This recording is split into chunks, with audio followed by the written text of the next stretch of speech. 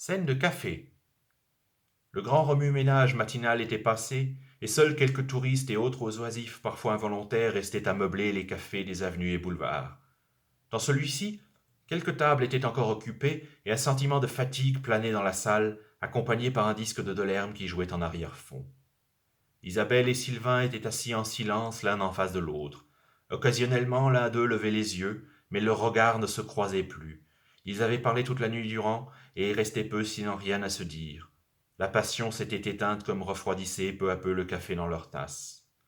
Le serveur passait en prenant soin de ne pas se cogner contre la valise à roulettes qu'Isabelle gardait à côté de son siège. Je vous apporte autre chose demanda-t-il à monsieur François, assis à quelques tables de là. Celui-ci commanda encore un grand crème, puis se pencha à nouveau sur son calepin dans lequel il gribouillait quelques notes au crayon. Il n'avait jamais pu se résoudre à écrire au stylo ou à la plume. Il aimait par trop le crissement de la pointe de graphite sur le papier, ainsi que l'odeur d'un crayon fraîchement taillé. On pardonnera à cette petite manie à un obscur poète de quartier après 3/4 de siècle d'écriture, pensa-t-il en souriant vaguement. Antoine, le serveur, passait la commande à la fille derrière le bar, Aurore. Encore heureux qu'il se rappelait son prénom, le personnel change tellement vite dans la place. Ah non, merde, Aurore, c'était la fille aux cheveux châtains qui n'était même pas restée un mois. 2 jours qu'on bosse ensemble, et je me rappelle pas son nom. Ah, et puis je m'en fous, je me barre d'ici dans quelques semaines, c'est pas maintenant que je vais commencer à me faire des potes. Qu'est-ce qu'il a maté le cul, celui-là? Joé détourna rapidement le regard lorsqu'il s'aperçut que le serveur l'avait surpris. Chapeau la discrétion. En même temps, il était vraiment crevé. Il était monté à Paris pour quelques jours, et bien que ceux-ci avaient été bien remplis de déambulations et de visites au musée, c'était surtout les nuits dont il avait profité pleinement. Avant-hier, il avait fait la connaissance d'un barman anglais qui l'avait aguiché. Ils avaient passé 2 soirées à s'enivrer avant de finalement coucher ensemble, et James venait de le quitter au petit matin. Julie, c'était le prénom dont Antoine ne se souvenait pas, finissait de préparer le crème commandé. Elle n'aimait pas ce job et sentait bien qu'Antoine ne l'aimait pas beaucoup non plus. Mais bon, ça faisait de l'argent de poche pour ses études. Elle voulait s'offrir des petits luxes, d'autant plus qu'elle s'était amourachée d'un étudiant en dernière année de droit, à un grand beau gosse qui ne la remarquait même pas. Elle se persuadait que s'habiller différemment ou utiliser un parfum plus cher la rendrait plus intéressante. Elle imprima le ticket de caisse et le déposa à côté du café sur le plateau d'Antoine.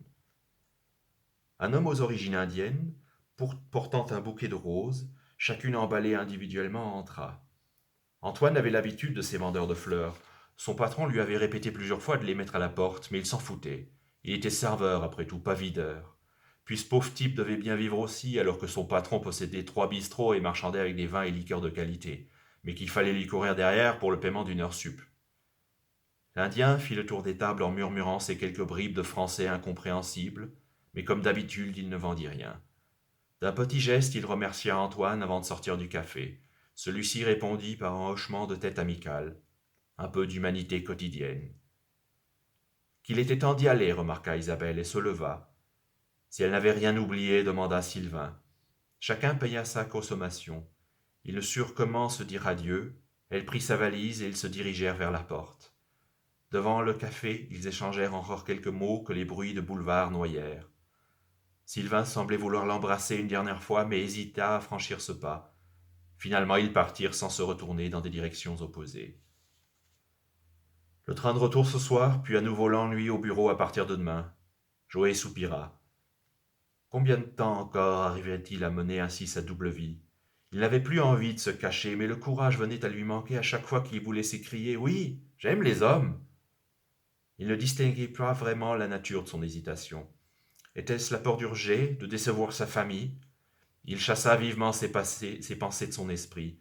Il préférait rester encore un peu dans le souvenir des bras forts et de la belle poitrine mâle de son amant d'une nuit. La solitude le rattraperait encore bien assez tôt.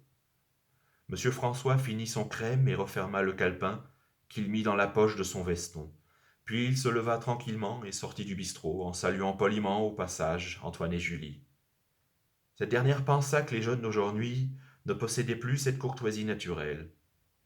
Est-ce que cette grande bête d'étudiant dont elle était toquée aurait songé à lui offrir une des fleurs de l'Indien, s'ils s'étaient trouvés attablés ensemble? Ah, ma pauvre chérie, toi et tes clichés, pensa-t-elle avec tout de même un léger pincement au cœur, avant de s'en retourner à remplir le lave-vaisselle.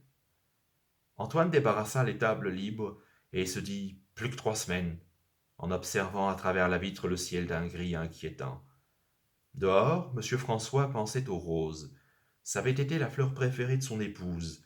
Il faudra d'ailleurs passer au cimetière pour l'échanger, songea-t-il. Elle qui l'avait grondé toute la vie commune durant, parce qu'il n'avait jamais su tenir de l'ordre où qu'il allât, comme elle se serait affectueusement moquée de lui en voyant le soin qu'il apportait désormais à sa tombe. Le vieil homme ne put s'empêcher de sourire.